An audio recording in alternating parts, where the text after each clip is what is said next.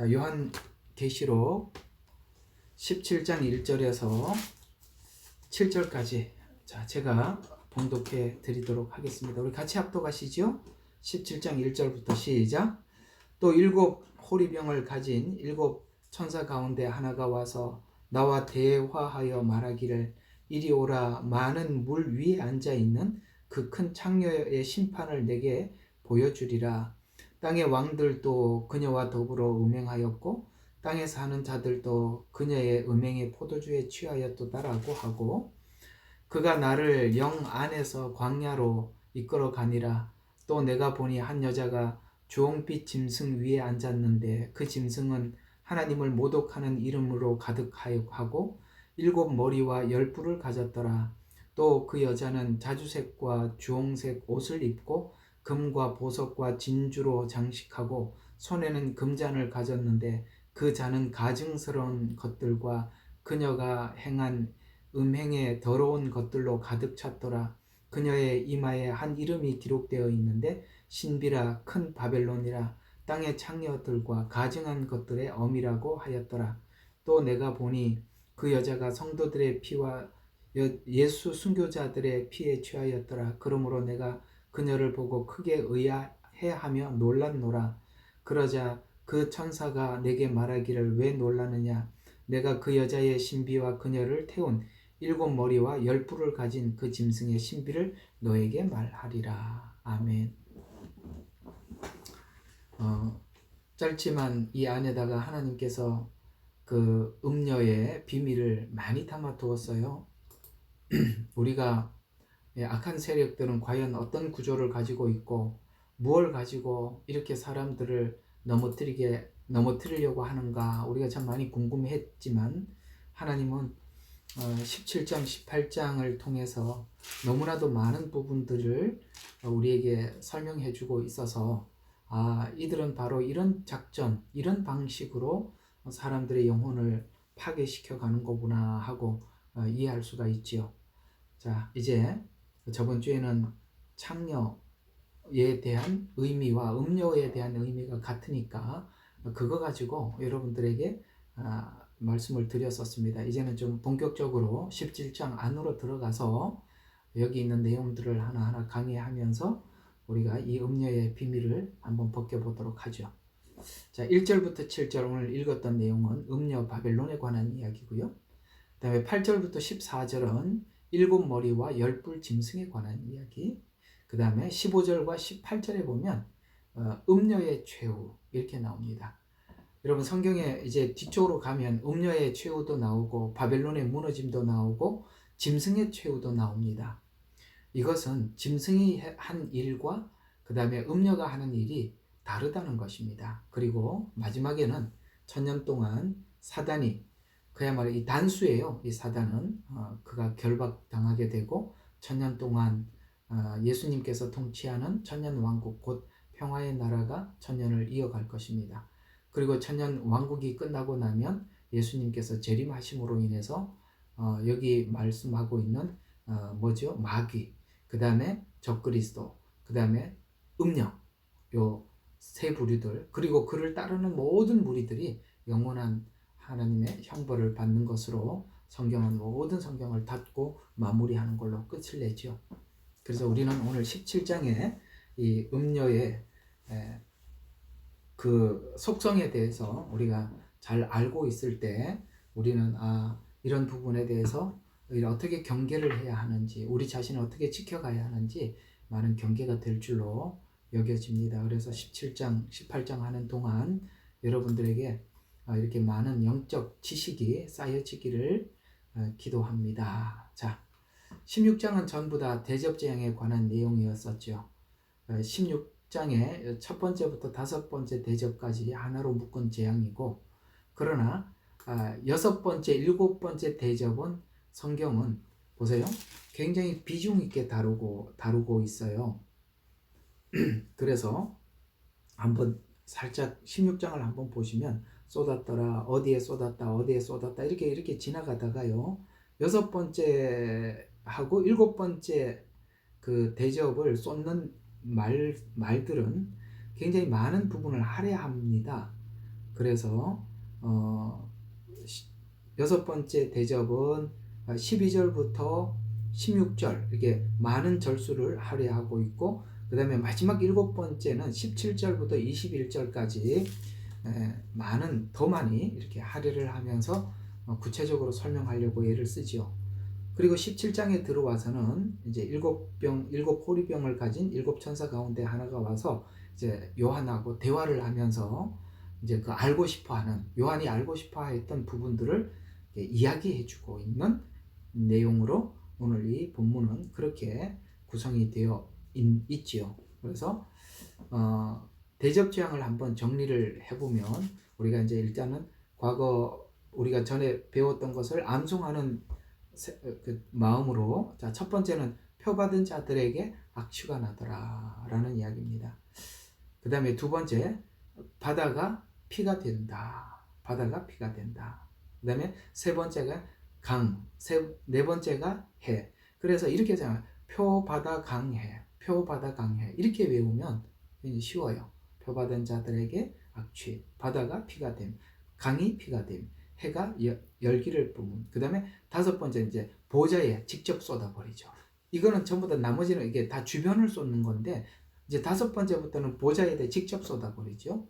그 다음에 여섯 번째는 아마겟돈 전쟁을 일으키고, 그 다음에 일곱째는 성도들의, 증인들의 피에 취한 큰 성 바벨론을 멸망하는 사건을 기록하고 있는데, 자, 여기서 우리가 이 대접 재앙에서 우리가 눈여겨 봐야 될 부분이 뭐가 있냐면은 1, 2, 3, 4, 5 재앙은 구약의 예언이 잠깐 그러니까 이렇게 구약의 마지막 때 있을 재앙에 대해서 구약 선지서는 이 1번부터 5번째, 그러니까 특히 4번째까지 재앙은 언뜻 짧게 예언이 되어 있는데요. 구약 성경의 마지막 때 있을 재앙을 가장 집중적으로 아주 깊게 예언한 내용이 바로 여섯 번째와 일곱 번째 재앙을 구체적으로 예언을 했다는 걸 아시고, 구약의 예언들을 접근해 들어가 보면 지금 구약의 예언들이 대부분이 아마겟돈 전쟁과 그 다음에 마지막 일곱 번째 이 바벨론이 멸망하는 사건을 다루고 있다는 것을 알게 됩니다. 또 하나는, 제가 저번에 여러분들과 함께 절기를 말씀드린 적이 있는데, 이 절기는 절기 순서로 보면 마지막 대속죄일은 아마겟돈 전쟁이에요. 자, 여러분들이 이걸 딱 접목해갖고 전체 이해하기는 여러분 굉장히 어렵다는 거 제가 압니다만, 일단은 여러분들은 그냥 이해하려고 하지 마시고 일단은 구구단을 외우듯이 공식적으로 딱 이해는 해놓으세요. 자, 아마겟돈 전쟁은 곧 절기로 말하면 뭐와 같다? 대속죄일과 같다. 요렇게 딱 접목을 시켜놓고 절기를 쭉 보면은, 바로 이 대속죄일은 이스라엘 전체가 1년 동안 지었던 모든 죄를 용서받는 시간이거든요. 모든 죄를 사함을 받는 시간이거든요. 이 아마겟돈 전쟁을 통해서 하나님께서는 이스라엘 전체, 이스라엘을 하나님께서 구원하셔서, 아시겠어요? 아마겟돈 전쟁을 통해서 이스라엘을 구원하셔서 이스라엘이 하나님 앞에, 그야말로 이스라엘이 하나님 앞에 돌아오는 시간이 이 아마겟돈 전쟁이에요. 이 예언이 구약에는 가장 많이 되어 있다는 걸 아시고 구약 성경에서 말씀하고 있는 심판을 보시면 이 구약에 있는 이 예언들이 많이 열리고 하나도 막힘없이 쭉 터널을 지나가게 될 것입니다. 예언서는 마치 터널과 같아서 그 안에 들어가서 길을 모르면 헤매는 건데, 이걸 그렇게 이해를 하고 성경을 보기 시작하면 구약에 있는 예언서가 상당 부분이 열리게 되는 것입니다. 자, 그렇게 일단은 여러분들이 다 이해가 안 가시더라도 그렇게 기억해 두시면 좋겠습니다. 자, 그래서 여섯 번째, 일곱 번째 대접을 성경은 구약에 그토록 많이 예언을 했기 때문에 17장과 18장에서 그리고 19장에서 집중해서 설명할 만큼, 왜 이렇게 여섯 번째 대접과 일곱 번째 대접을 계시록에는 이렇게 많이 다루느냐, 그만큼 구약에서 예언을 집중적으로 했었다라는 이야기입니다. 아셨죠? 구약에서 그렇게 많이 예언을 했기 때문에 여기서 그렇게 많이 다루고 있는 것입니다. 그래서 환상의 흐름을 가지고 먼저 설명을 쭉 첫 번째, 두 번째, 세 번째, 네 번째, 일곱 번째까지 이렇게 설명을 해주고 있다가 그 다음에 그것이 어떤 것인지 상세하게 설명해 들어가는 방식이 계시록을 해석하는 방식이고 기록한 방식입니다. 아마겟돈 전쟁이 마지막 심판이지만 멸망할 이스라엘이 왜 멸망해야만 하는지를 자세히 설명해 주려고 하나님은 이렇게 우리에게 자세하게 기록하고 있는데 17장은 음녀로 비유된 큰 성 바벨론의 정체를 드러내고 그 다음에 짐승과 이 음녀는 어떤 관계였는지 그 관계를 설명을 해주는 거예요. 자, 그 관계를 일단 잠깐 한번 볼까요? 짐승과 그 다음에 음녀의 관계는 어떤 관계냐면, 자, 음녀가 짐승을 탔지요. 어디 나오죠? 음녀가 짐승을 탔어. 예, 7절입니다. 자, 그러자 그 천사가 내게 말하기를 왜 놀랐느냐? 내가 그 여자의 신비와 그녀를 태운 7머리와 10뿔을 가진 짐승 태웠다는 거예요. 여러분, 그러니까 한번 생각해 봐요. 음녀는 짐승을 탔어요. 그러면 음녀는 자기가 마음대로 할 수 있는 게 아니죠. 짐승이 가자는 대로 가야 되잖아요. 탔으니까. 자의로 뭘 할 수 있는 게 아니죠. 여기서 이렇게 항상 기억해야 될 것이 요한계시록에서 설명을 할 때 짐승이라는 단어가 나올 때는 정치 세력을 의미합니다. 무슨 세력? 정치 세력. 그 다음에 또 음녀라는 말이 나올 때는 종교인들을 이야기하는 것, 종교 세력을 이야기하는 것입니다. 그리고 여기에 이제 사단은 그 모든 세력을 조종하는 단수, 마귀, 사단, 단수예요. 그 모든 것을 조종하는 것은 바로 사단입니다. 아시겠죠? 그렇게 해서 그러니까 이렇게 생각할 수 있습니다. 사단은 정치와 종교라는 이름으로 거기에 많은 사람들이 빌붙어서 경제인들이 빌붙어서 함께 더불어 먹고 살고 그렇게 먹고 살게 해주는 방식으로 세상의 모든 체계를 적그리스도 체제로 만들어서 누구를 경배하게? 사단을 경배하게 하는 구조가 지금 그런 구조였다라고 요한계시록이 밝혀주고 있는 것이죠. 그래서 이 마지막 때는 종교 통합의 대운동이 일어나게 되고 종교 통합 운동이 일어나게 되고 거기에 많은 종교인들이 합세하게 될 뿐만 아니라 그 종교인들이 그 일을 진행을 하는데 실제 지휘자는 적그리스도라는 거예요. 짐승이라. 왜? 탔잖아요. 탔다는 말 의미를 이해하시겠어요? 자기 마음대로 하는 게 아니에요. 정치 세력들이 지시하는 대로 하는 것입니다. 그리고 이 짐승은 누구의 오다를 받아요? 사단의 오다를 받아서 요 체계로 이 마지막 때, 지금까지도 그래 왔지만 마지막 때는 이 시스템이 완전히 굳혀져서 움직이고 있다. 이렇게 우리에게 말씀하고 있어요. 그래서 바벨론 성의 정체를 드러내고 짐승과의 관계를 보면 짐승을 타고 움직이고 있다는 것을 알 수가 있고, 자, 18장은 바벨론의 멸망을 가까이서 설명하고 있는데 하나님의 백성, 타겟이 누구였냐면은 바로 이렇게 했던 모든 타겟이 하나님의 백성을 괴롭히는 것이었다라는 거예요. 왜 이게 다른 사람도 아니고 왜 굳이 하나님의 백성을 하느냐면은 하나님의 백성들은 이 모든 사단과 하나님이 하시려고 하는 하나님이 하시려고 하는 최종 목적, 그 다음에 사단이 어떤 목적을 가지고 사람을 어떻게 자기 사람을 만들어서 하나님을 대적하는지 유일하게 아는 사람이 누구냐면 하나님의 사람들은 그걸 알고 있는 거예요. 불신자들에 대한 이야기가 언급되지 않는 이유는 그들은 아무것도 몰라요. 그러나 하나님의 백성들, 특히 성경에 눈을 뜨고 하나님을 아는 사람들은 이 모든 것을 알거든요. 뿐만 아니라 가장 귀한 이름 예수 그리스도의 복음을 알고 있고 최후를 알고 있기 때문에 우리의 입을 막아야 되는 거죠. 그래서 타겟이 누구냐면 바로 그리스도인들입니다. 아시겠죠? 우리가 그걸 알기 때문에 타겟일 뿐만 아니라 우리는 하나님의 자녀이기 때문에 그들의 타겟이 될 수밖에 없는 거예요. 그래서 바벨론 성이 멸망을 가까이서 설명하고 있는데, 하나님의 백성을 괴롭혀왔던 바벨론 멸망은 세상 나라를 멸망시키고, 그런 세상 나라를 하나님 멸망시키고 영원한 나라를 세운다라고, 요한계시록은 마지막에는 바벨론 성이 멸망하게 될 것이고 예루살렘 성은 영원히 지속될 것이다 라고 우리에게 소망을 주고 있는 것입니다.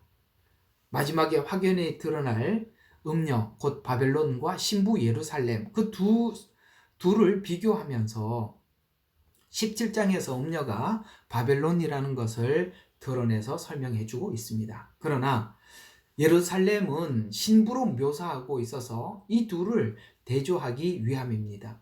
하나님의 백성이 음녀 바벨론에서 나오라는 것은 구약적으로 설명하듯이 구약에서 그토록 이스라엘 백성들과 씨름했던 문제가 뭐죠? 우상숭배 문제였습니다. 그런데 이 우상숭배 문제를 여기 요한계시록이라는 입장에서 보면 지금 하나님의 백성들을 하나님의 백성들을 유혹해서 우상숭배하게 함으로 인해서 하나님이 전하고자 하는 그 메신저들의 역할을 막아버리려고 했던 것이죠. 이해가 가요? 그 메신저들을 타락시켜서 하나님의 말씀과 하나님의 메시지와 하나님께 이스라엘을 통해서 계속 말씀을 전달하고 그 일을 완성해 나갈 거 아니에요. 그 일을 계속 차단시키기 위해서 이스라엘 백성들을 끊임없이 유혹을 했는데, 그 정체가 누구였다? 오늘 여기 보니까 바벨론이구나, 음녀였구나. 그래서 이스라엘 백성들이 그토록 우상 숭배하도록 그렇게 유혹을 해왔고, 이스라엘은 그 유혹에 빠져서 긴 시간 우상 숭배를 하게 되었던 것이죠. 그래서 너희들에게 우상 숭배했던 실체인 바벨론의 포로 생활을 하게 함으로써 그들의 정체를 눈으로 확인하도록 하나님은 포로 생활을 하나님 허락하셨다는 것이에요. 아시겠죠? 우리 마지막 때도 우리 성도들의 가장 큰 유혹이 뭐라고요? 바로 이런 것들, 오늘 이 바벨론에서 유혹하는 이런 것들이겠죠. 그래서 구약에는 긴 시간 이스라엘 백성들이 우상 숭배와 하나님 사이에서 긴 갈등과 씨름이 있었던 것입니다. 그래서 우상 숭배 문제는 바벨론에 승복하는 것이기 때문에 거기에 승복하지 않도록 하나님께서는 이스라엘 백성들을 그것을 교육을 시키고 연단을 시키고 확인을 시켜 주었던 것이죠. 그래서 이제 이 요한계시록을 읽고 있는 수신자였던 사람들이 너희는 그 바벨론에서 나와라, 그의 재앙을 받지 마라, 이렇게 말을 했을 때, 여기 성경에 그렇게 나와 있죠. 우리가 자주 쓰는 말이잖아요. 그런데 이 말이 무슨 말인지 이 구약 역사 전체를 통해서 바로 한눈에 확 들어오는 거예요. 왜 바벨론에 나와야 하는지, 그 이스라엘 백성들이 그 긴 시간 왜 그 바벨론 안에서 헤맸는지. 그래서 거기서 나와라는 이 말을 지금까지 그들이 뼈저리게 느끼고 살아왔기 때문에 이 나오라는 말을 작은 소리로 듣지 않고 큰 소리로 듣고 나오게 되지요. 그래서 구약 전체에 했던 말씀을 상기하게 만드는 것입니다. 즉 다른 말로 표현하자면 바벨론에서 나오라는 말은 탐욕과 정욕의 자리에서 나오라는 것입니다. 탐욕의 도시로부터 탈출하라는 뜻이 되기도 합니다. 작은 간증이긴 합니다만, 이번에 저희들이 이사를 하면서 이게 짐을 버리는 과정을 통해서 이 바벨론에서 나오라는 말들을 여러 번 생각할 수 있는 기회가 되었었어요. 왜냐하면 지금 많은 것을 이렇게 이사 가기 위해서 박스에다가 꾸려놓고 이렇게 저렇게 준비를 해놓고 보니까 오늘 아침에 사모님이 그런 이야기를 하는 거예요. 여보, 우리 처음에 왔을 때 지금 다 치우고 저기 몇 개 없거든요, 주방에. 우리 처음에 이렇게 시작했잖아. 웬 짐이 이렇게 많아졌어. 근데 이게 버리려고 생각해 보니까 아이고, 이거 이렇게 쓰려고 갖다 두었던 건데, 저거 저렇게 하려고 저거 저렇게 애써서 갖다 놨던 건데, 이렇게 생각을 하니까 못 버리겠는 거예요. 이게 바벨론에서 나오라는 말씀을 하나님께서 이런 경험을 통해서 우리로 하여금 쉽게 버릴 수 있는 그런 준비를 하나님이 하게 하시는구나, 이런 생각이 이번에 참 이사를 하면서 들었었습니다. 공감하면 좋겠습니다. 버린다는 게 쉽지 않는 것이었고 계속 버리기 시작하니까 버려지더라는 것도 공감했으면 좋겠습니다. 바벨론에서 나오라고 그럴 때 그냥 과감하게 나오기 위해서는 이런 연습들도 필요하지 않는가, 이런 생각이 들었습니다. 자, 그냥 이사를 하면서 느꼈던 감정 한번 체험적으로 여러분에게 잠시 말씀을 드렸던 것이고요. 자, 그런데 성경은 놀랍게도 이 도시들을 설명을 하거나 성을 설명할 때는 항상 여성 명사로 설명을 했었어요.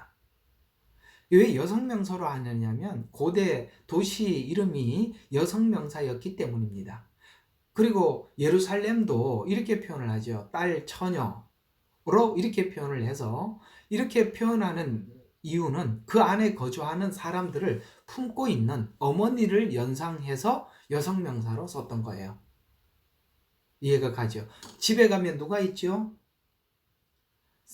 보통 사람들은 어떤 생각을 하냐면 집에 가면 아내가 있고 집에 가면 엄마가 있다고 생각을 하거든요. 집에 가면 아빠가 있다, 이런 생각은 잘 안 하죠. 집에 가서 엄마가 밥을 해놓고 기다릴 거야, 이런 생각을 하듯이 이 도시라는 것은, 성이라는 것은 이 여성 명사로 쓴 것은 마치 어머니가 그 전체 도시를 이렇게 품고 있는 것 같은 그런 연상을 해서 바벨론도 예루살렘도 처녀, 딸, 이런 표현을 썼답니다. 참고 삼아 알아두시면 좋겠습니다. 그러다 보니까 이 바벨론을 혹은 예루살렘을 설명할 때마다 이 음녀로 표현하는 이유가, 요한계시록 19장 2절에도 음행으로 땅을 더럽게 한 큰 음녀라고 설명을 해서 계시록에서 땅에 거하는 자 혹은 음행한 바벨론은 우상 숭배 사상과 연관시켜 보면 금방 이해가 가지요. 이해가 가시죠? 하나님은 예루살렘은 처녀라는 말은 하나님과 예수님과 정혼한 상태에 정결을 지켜야만 하는, 이런 뜻이에요. 그렇게 예루살렘은 처녀 딸로 하나님께서 정혼한 상태로 두었더니 그가 바벨론, 그 다음에 혹은 그 안에 가나안 안에 있는 7 족속, 애굽에 있는 신, 이해가 가죠? 그 주변에 있는 모든 신들을 불러들여서 음행을 했다라고 그렇게 표현하고 있는 이 말도 바로 여성 명사를 로 사용했기 때문에 이런 음행, 그 다음에 음녀, 이런 표현을 쓰고 있는 것입니다. 반대로 예루살렘은 신부로 구별된, 이런 의미를 가지고 있는데요. 신부들은 비록 땅에 살아가지만 구별된 성도를 의미하는 것입니다. 그러나 둘은, 바빌론과 예루살렘은 충돌하여서 하나님을 모독하고 비방하는 음녀에 의해서 신부들인 선지자들과 성도들은 이 정결을 지키기 위해서는 피를 흘려야만 했던 거예요. 정결을 지키기 위해서 피를 흘려야만 했던 것입니다. 이들은 음녀가 만들어 놓은 세상 가운데 들어오라고 했던 그런 거죠. 음행을 하자, 마지막 때도 그 유혹을 줄 텐데 표를 거부를 하고, 그러나 이 정결을 지켰던 예루살렘으로 표현되는 주의 신부들은 표를 거부하는 것으로, 그 다음에 우상에게 절하지 않는 것으로, 굴복하지 않는 것으로, 그것으로 자기의 정결을 하나님 앞에 신앙 고백을 하는 거죠. 우리가 하나님 앞에 신앙 고백을 뭘로 한다고요?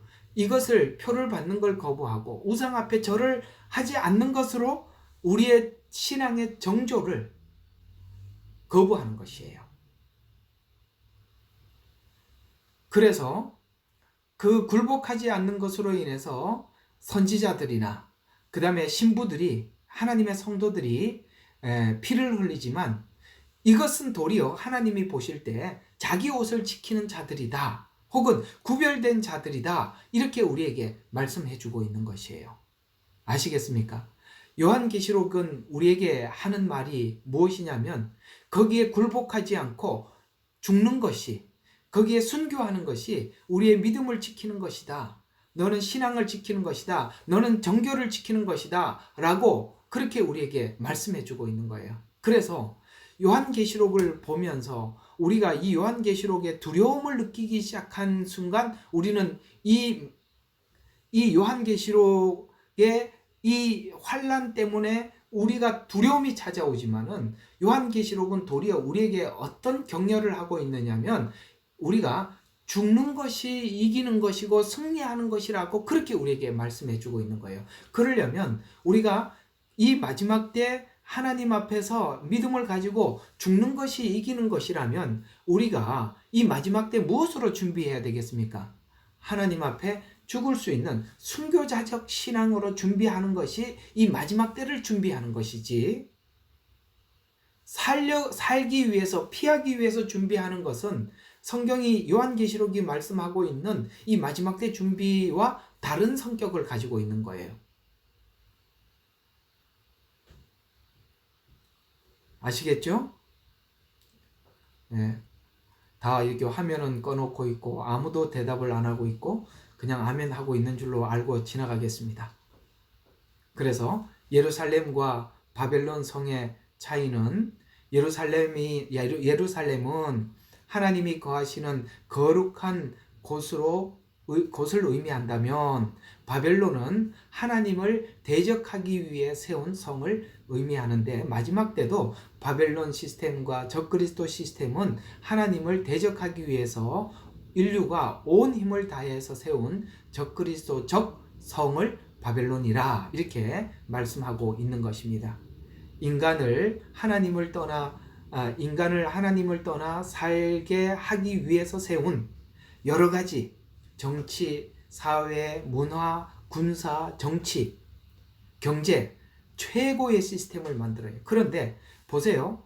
정치가 하나님을 대적하고 사회가 하나님을 대적하고 문화가, 군사가, 경제가 모두가 하나님을 대적하고 있었다라고 요한계시록은 밝혀주고 있어요. 정치가 어떻게 하나님을 대적합니까? 모든 사람들의 세력을, 힘을 모으죠. 하나의 적그리스도라는 한 체제 아래로 정치의 힘을 모으죠.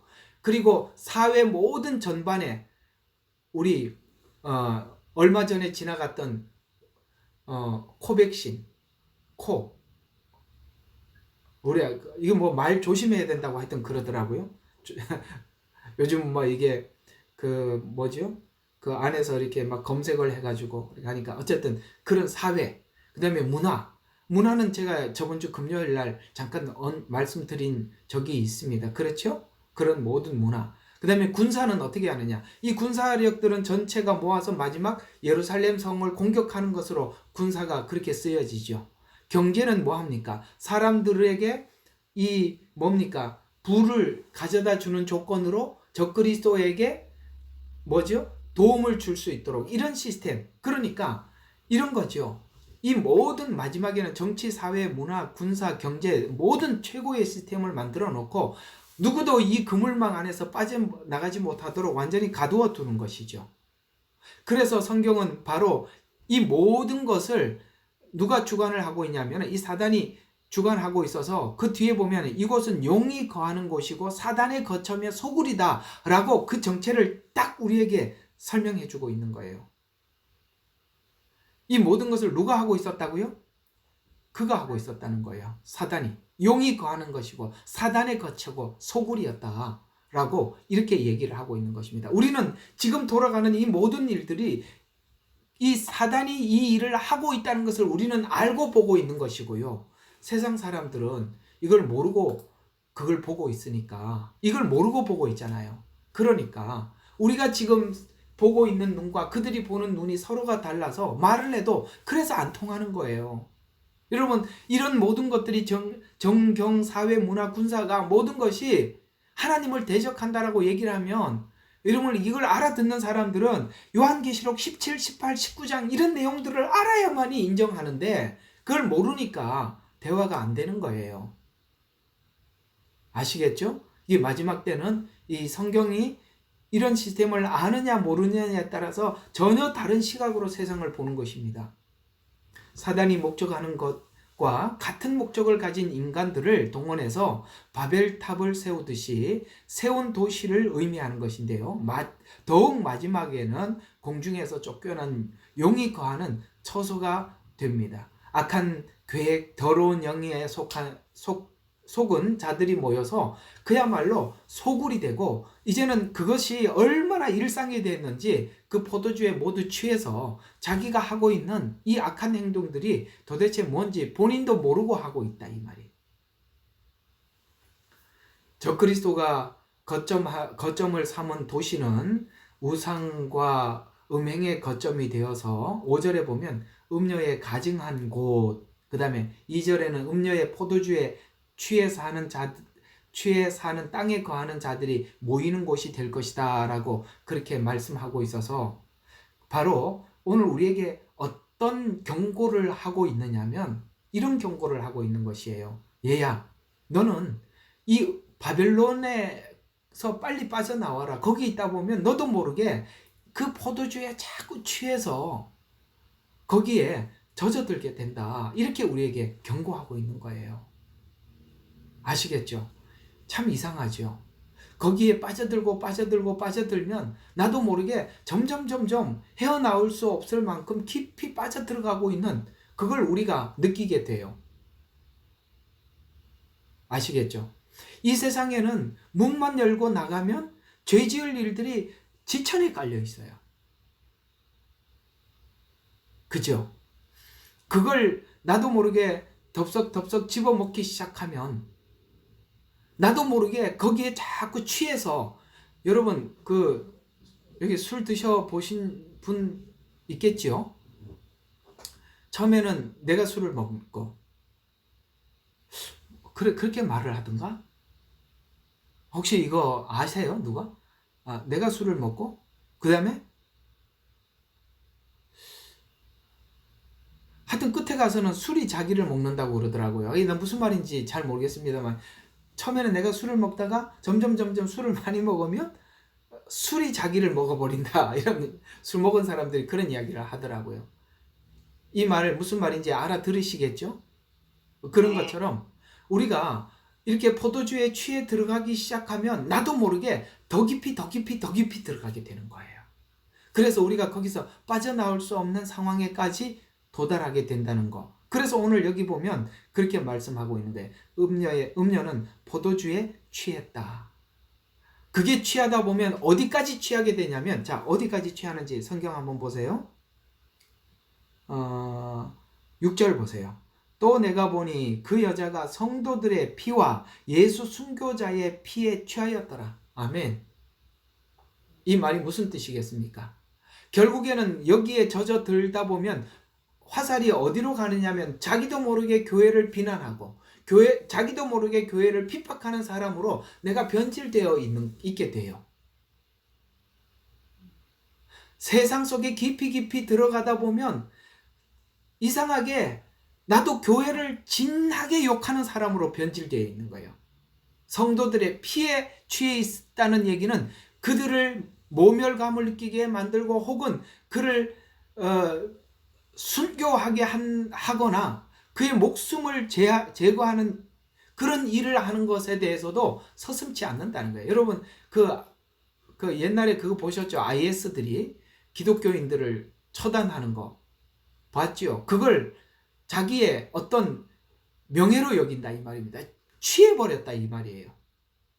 그렇게 되듯이 우리는 거기에 나도 모르게 한 발 두 발 빠져들 수가 있다. 그러니 거기서 나오라는 이야기는 뭔 이야기일까요? 거기서 우리 자신을 지키라는 거예요. 지키라는 거예요. 자, 에스겔서에서는 예루살렘 성, 저번에 이제 에스겔서 강의하다가 말씀드린 것처럼 예루살렘 성 구석구석에 보니까 장로들이 구석에서 숨어서 우상 숭배를 한 장소가 발견되었죠. 그래서 이 에스겔에게 그걸 머리를 확 끄집어 올려서 그 성전 구석구석에서 우상 숭배하고 있는 장로들을 보여주었었어요. 예루살렘 성을 직접 심판한 것 같이 마지막에도 음녀의 성 바벨론을 직접 심판하는 것으로 하나님께서는 하나님의 의도를 알릴 것입니다. 문제는 음녀의 말을 듣고 그 포도주에 취하면 하와가 선악과를 먹듯이 포도주에 취해 있기 때문에 하나님의 경고를 듣지 못하는 게 문제예요. 취해 있으면 하나님의 경고를 듣지 못해요. 그래서 그 성에서 나오라고 하시는 거예요. 이미 과거에도 제국들이 하나님을 모독하고 선지자들과 성도들의 피를 흘린 것처럼 역대 제국들의 특징을 그대로 보여주고 있는 것입니다.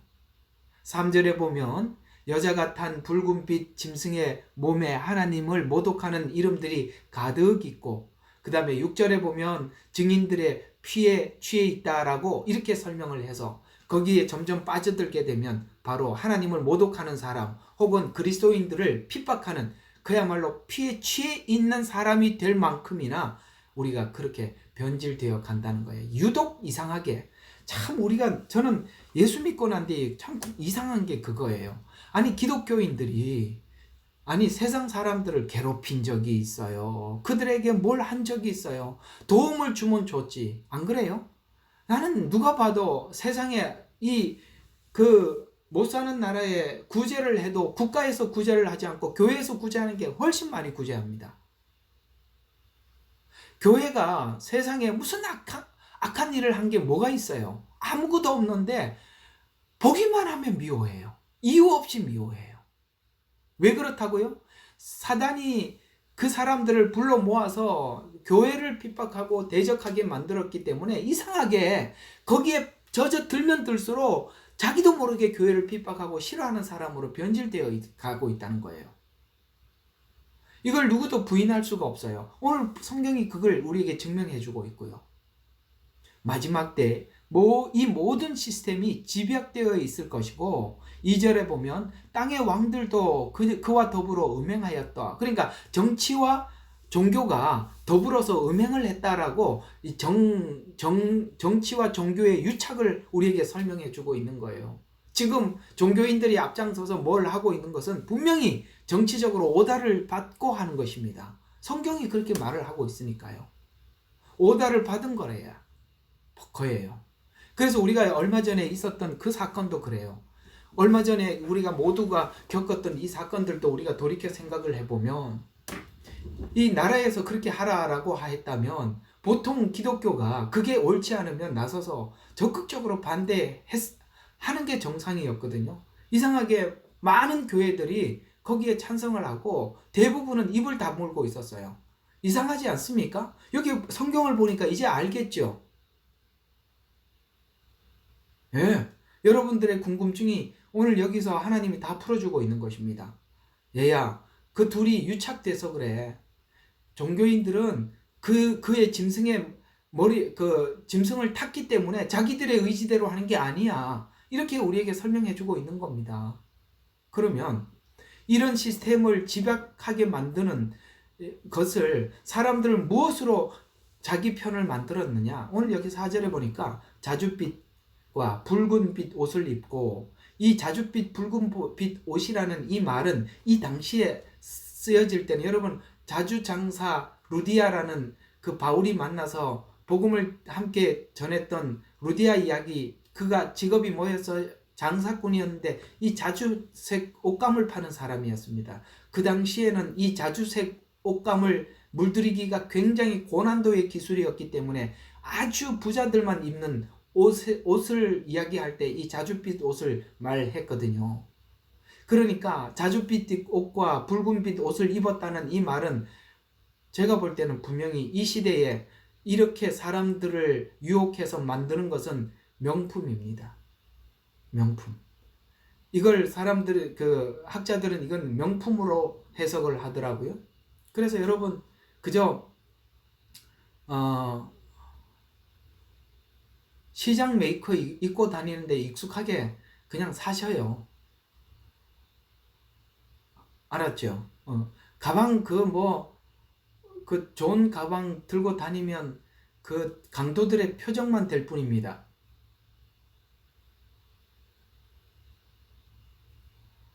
이런 것 때문에 사람들이 참 보세요. 다들 돈 벌어서 좋은 차, 좋은 옷 여기 나오잖아요. 자줏빛, 붉은빛 옷을 입고 그 다음에 또 뭐예요? 치장하는 거죠. 금, 보석, 진주. 여러분 세상에 가장 가치 있으면서도 가장 가치 없는 게 보석과 진주 같은 거예요. 비싸기는 무진장 비싼데 실용적이지는 않아요. 아무 데도 쓸 짝이 없어요. 그런데 희귀성 때문에, 희소 가치 때문에 비쌀 뿐이죠. 그래서 남들이 없던 거 내가 가지고 있습니다. 그래서 사람들에게 전부 다 뭡니까? 사람들에게 보이려고 하는 것들이거든요. 옷, 그 다음에 금과 보석, 진주로 꾸미고 손에 금잔을 가지고 음행에 더러운 것이 가득하다 이렇게 얘기를 합니다. 이것이 이제 사람들은 이게 적그리스도가 바로 이런 요 4절에서 설명하고 있는 이런 자일 것이다 라고 해서 교황이라고 그렇게 지칭을 하는 분들도 있어요. 저도 한동안은 좀 그렇게 생각했는데 지금은 좀 보류 중입니다. 이 형태가 교황이 하고 있는 형태와는 똑같지만 그러나 이 요한계시록이 표현하고 있는 이 표현으로는 조금 다른 성격의 뉘앙스를 가지고 있어요. 사람들의 이런 귀한 제품, 남들이 가지지 못한 것을 자기가 갖게 하는 것으로 그것을 주는 조건으로 뭡니까? 이 적그리스도 체제에 순응하게 만드는. 그래서 많은 사람들이 여기에 모든 정신이 팔려서 돈을 벌고 그거 어떤 이런 목적을 세워놓고 자기 인생의 모든 것을 열심히 생활하고 있지요. 그래서 참 이런 광고나 선전에 우리가 넘어가서는 안 된다고 생각을 합니다. 그 다음에 손에 금잔을 가지고 음행의 더러운 것으로 가득했다라고 우리에게 그렇게 말씀하고 소개하고 있습니다. 큰 성 바벨론이 있고 세상에는 작은 바벨론 도시가 서로 연결되어 있지만 이 시스템이 동시에 멸망합니다. 그러니까 큰 성 바벨론이 있고 그 큰 성 바벨론과 함께 작은 성들이 동시에 여러 국가가 형성이 되어 있다라고 이야기하고 있어요. 요거 이제 하나 좀 봅시다. 큰 성 바벨론과 작은 성 바벨론이 함께 공존하고 있었다. 18장 3절입니다.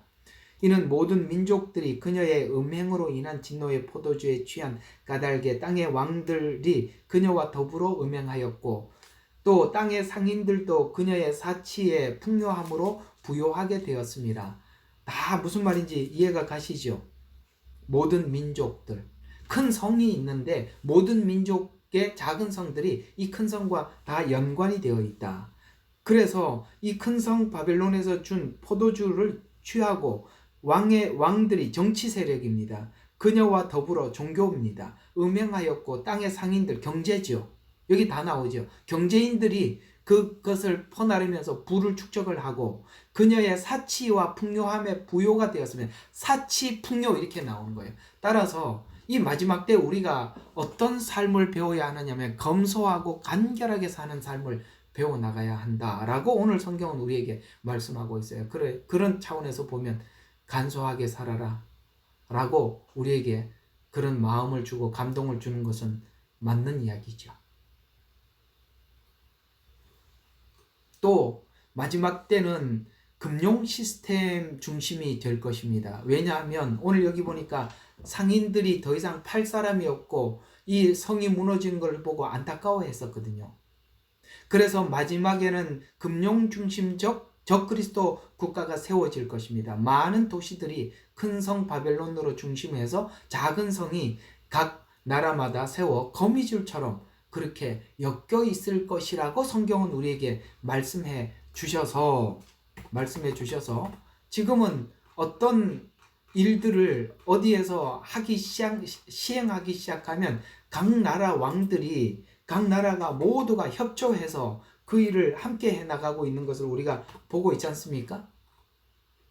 그런 것처럼 이 마지막 때는 금융 시스템으로 하나가 되어서 이제 여러분 지금 우리가 보고 있는 방식대로 한다면 중국에서 하고 있는 그런 시스템이 온 세상에 다 적용되어서 사람들마다 신용 등급을 나누게 될 것이고 신용 등급에 따라서 우리가 출입할 수 있는 곳도 한계가 있을 것이고 매매하는 것에도 한계를 갖게 될 것이고 그런 모든 시스템들이 금융 시스템이 돼버리면요 우리 모든 사람들이 묶일 수밖에 없어요.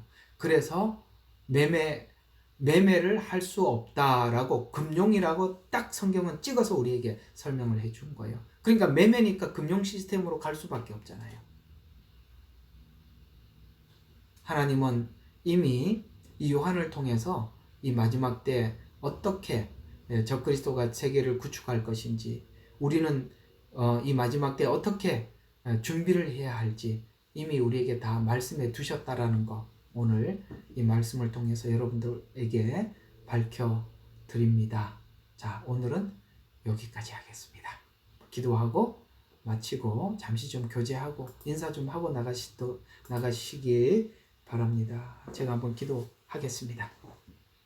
하나님 아버지, 하나님은 이미 사도 요한을 통해서 이 마지막 때 적그리스도가 어떤 체계를 구축해서 아버지 하나님, 하나님을 대적하고 또